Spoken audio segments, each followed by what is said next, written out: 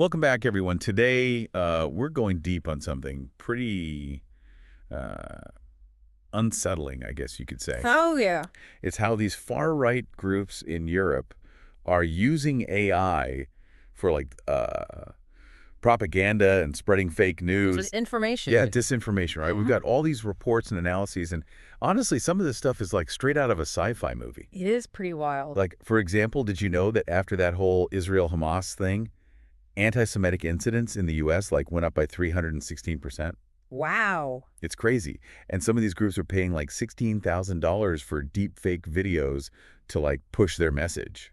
Yeah, it's pretty shocking how much money is being thrown around for essentially just lies dressed up with technology. Yeah. And the thing is, it's not just like the big players anymore. Even groups with limited resources can make some seriously convincing fake stuff now. That's right. It's like they've got this megaphone, but it's invisible. Yeah, great analogy. Like a new arms race, but with misinformation instead of missiles. So let's break this down a little. The reports highlight how everyday AI tools, like ChatGPT, which you might have even used yourself, Right. they're being weaponized alongside things like deepfakes. We're talking about fake videos popping up on YouTube, manipulated Facebook ads that are swaying voters in places like Moldova, even AI-generated images and sounds that are twisting the narrative around the conflict in Gaza or immigration. It's a whole new level of information warfare. And it really makes you think about the impact on democracy, right? If you can't trust what you see and hear online, how can you make informed decisions about anything? That's the danger. These tools are designed to exploit our biases. Yeah. They play on our emotions and make it hard to tell what's real and what's not. Yeah, it's like they're hacking our brains. Exactly, preying on our fears and anxieties. And it's not just random internet trolls behind this, right? The reports talk about some pretty big players, organized far-right groups, of course, Right. but also state actors like Russia. Right. They're using AI to sow discord and manipulate public opinion. And they're doing it through platforms like 4chan and Telegram.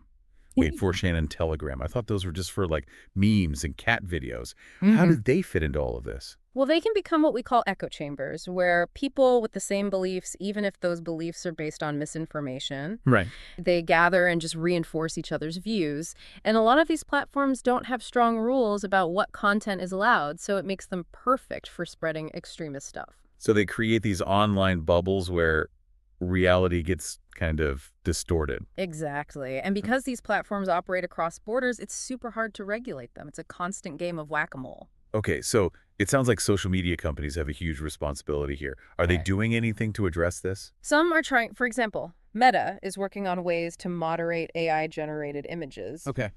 But it's a tough challenge. It's like trying to catch a swarm of digital flies with a single swatter. Yeah, that sounds pretty overwhelming. What about governments? Are they doing anything to combat this? The EU is actually leading the way here with their AI Act, which would require labeling of AI-generated content. Interesting. It's a pretty groundbreaking piece of legislation, but it's facing some pushback. It's difficult to enforce, and keeping up with how fast technology changes is always going to be an issue. So it's like everyone's trying to keep up with this AI arms race. But let's get down to brass tacks.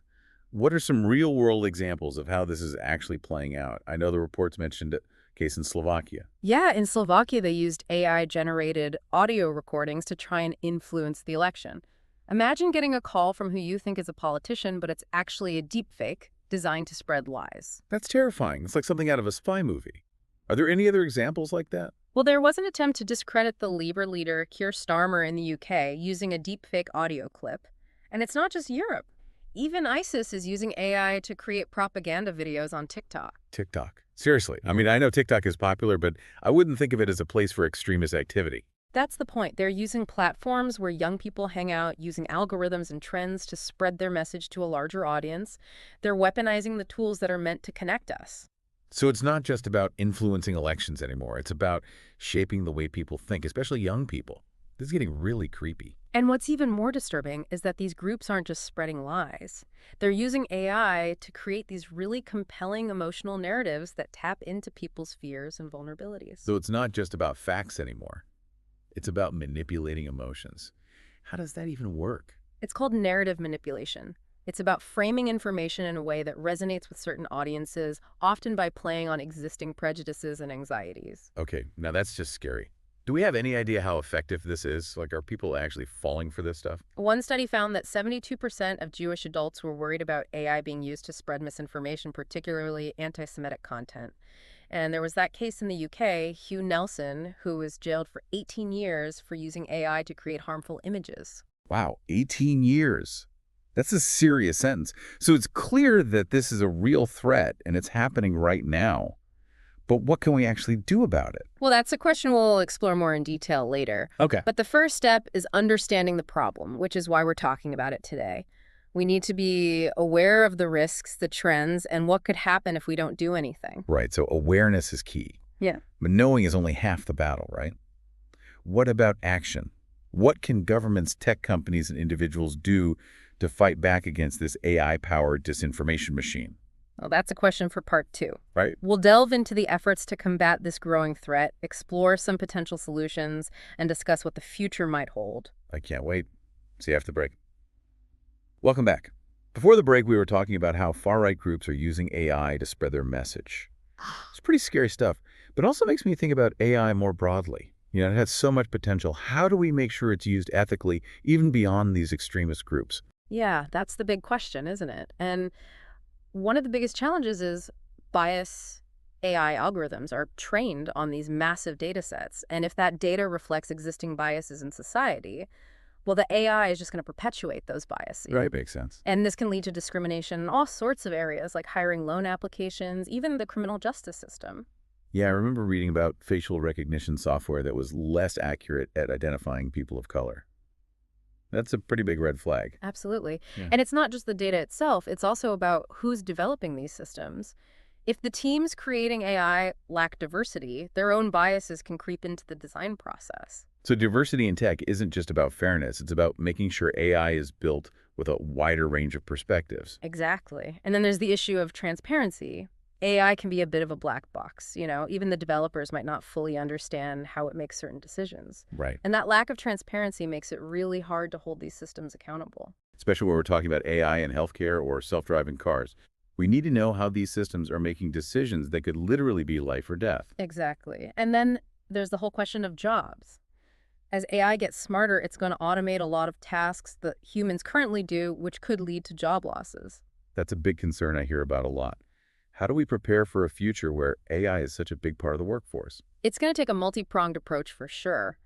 We need to invest in education and retraining so people have the skills for an AI-driven economy.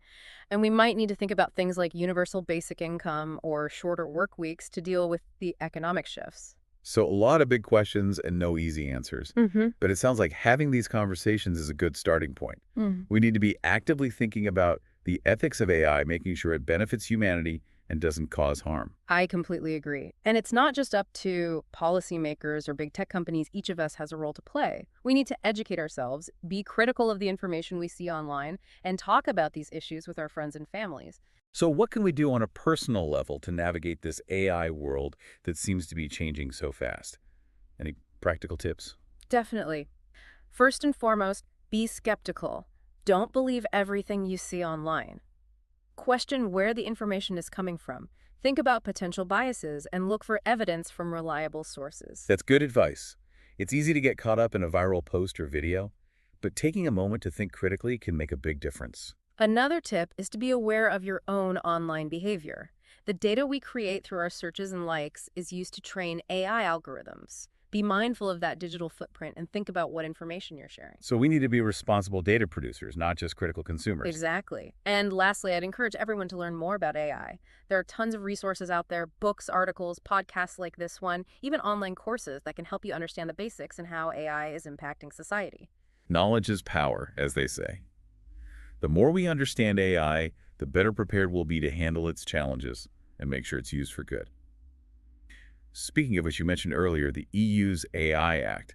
It sounds like they're really trying to get ahead of this curve. Can you tell us more about that? Sure. The EU AI Act is probably the most comprehensive attempt so far to regulate AI at a regional level.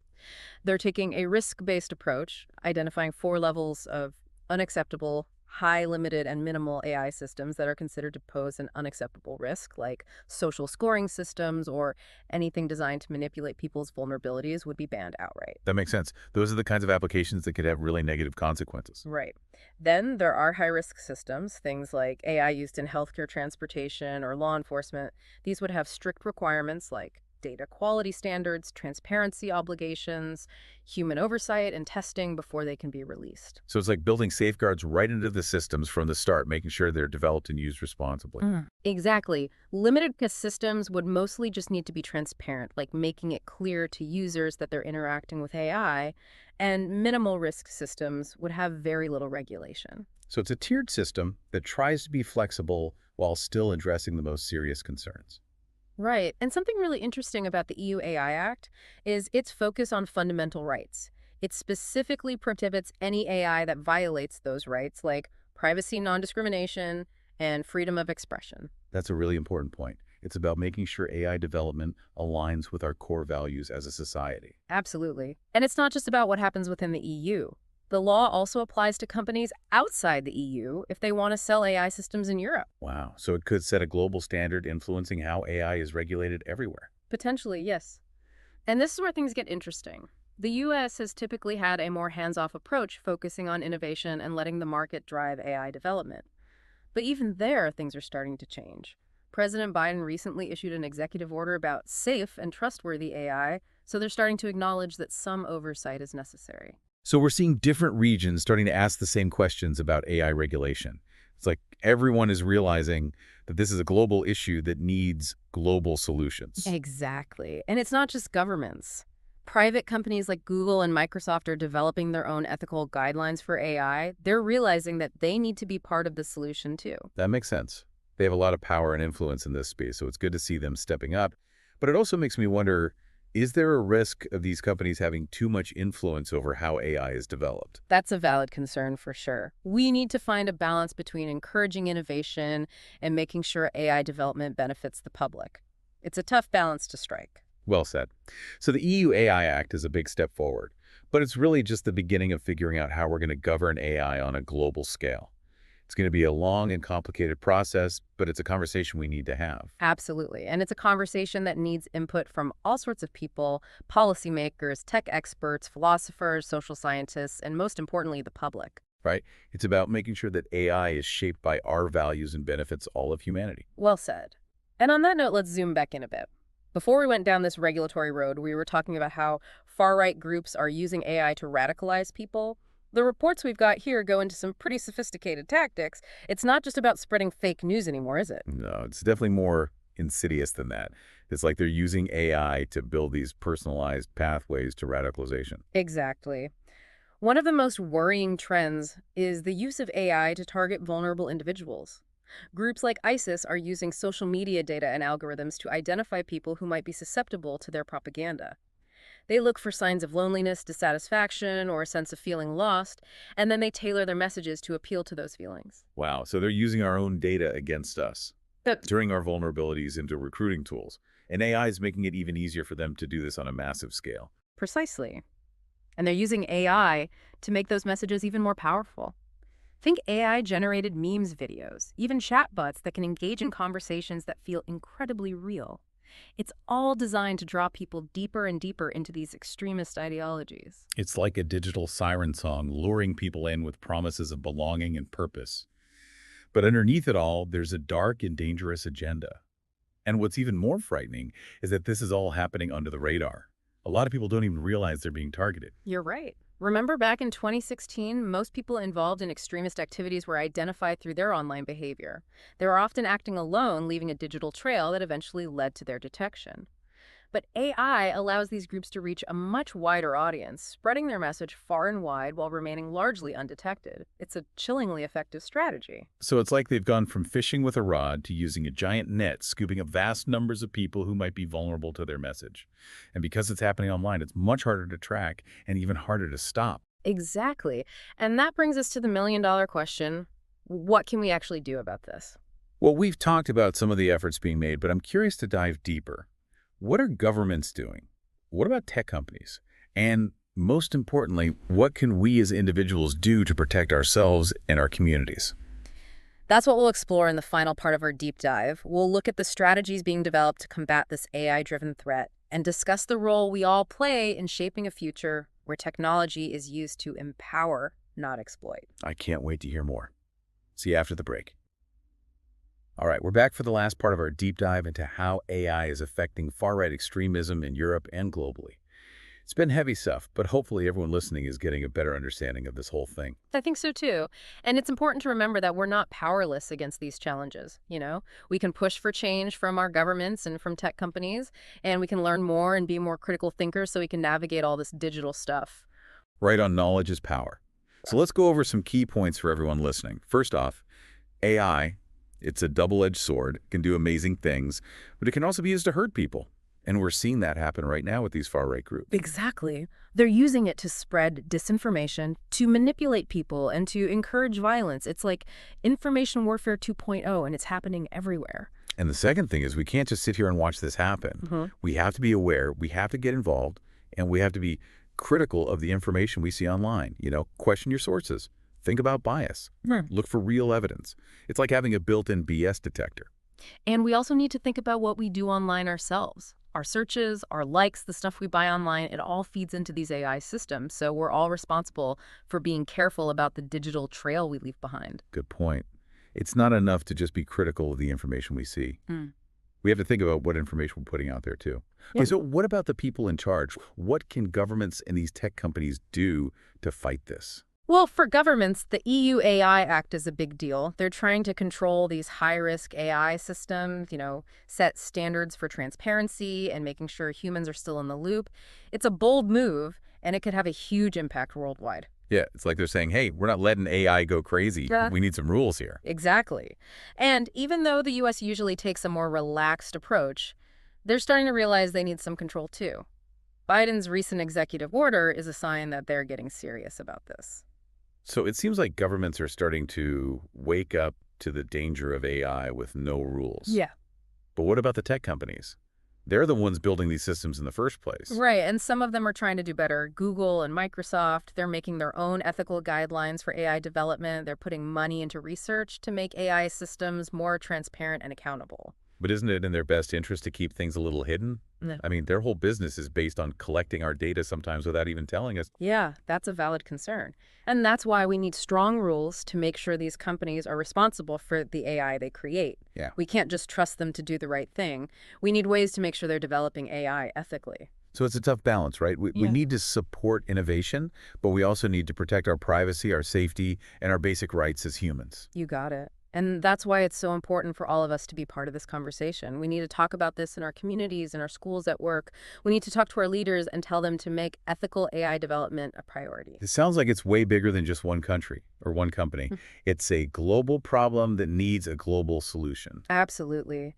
And at the end of the day, it's about making sure AI helps humans, not hurts us. It's about using this powerful technology to solve problems, to create opportunities, and to make the world a fairer place for everyone. Okay, we've talked about the big picture stuff, the global problems and the possible solutions. But let's get down to earth for a minute. What can we do as individuals in our daily lives to protect ourselves from this AI-powered manipulation? I'd say the most important thing is to be skeptical. Don't just believe everything you see online. Ask yourself, who made this? What's their goal? Could this be fake or misleading? Like we all need to be internet detectives or something. Yeah. And don't be afraid to do some research. Look for more evidence from sources you can trust. Fact-checking websites can be really helpful for that. And what about how we act online? How can we be more careful about the information we're giving away? Start by being aware of what you're sharing online. Think twice before you post personal stuff or anything sensitive. Pay attention to the websites you go to and the apps you use. They're all collecting data about you, so be careful who you trust. So it's about being a good digital citizen, being responsible and knowing that our actions have consequences online. Exactly. And finally, I encourage everyone to stay informed. The more you know about AI, about how it works, about the good and the bad, the better prepared you'll be to deal with this technology that's changing so fast. Well said. Knowledge is power, and that's our best protection against being manipulated or taken advantage of. Right. And don't forget, this is just the beginning. We've only just scratched the surface of a very complex issue. But hopefully, this deep dive has made you curious and given you some things to think about. Me too. It's been fascinating and a little scary, but I think it's also empowering to know that we're not helpless. Yeah. We can do something about this, we can demand better, and we can help shape the future of AI so that it benefits everyone. Absolutely. And on that note, I think it's time to wrap up this deep dive. Thanks for joining us, and we hope you'll keep exploring this important topic. Thanks for listening, everyone. Until next time, stay curious and stay informed.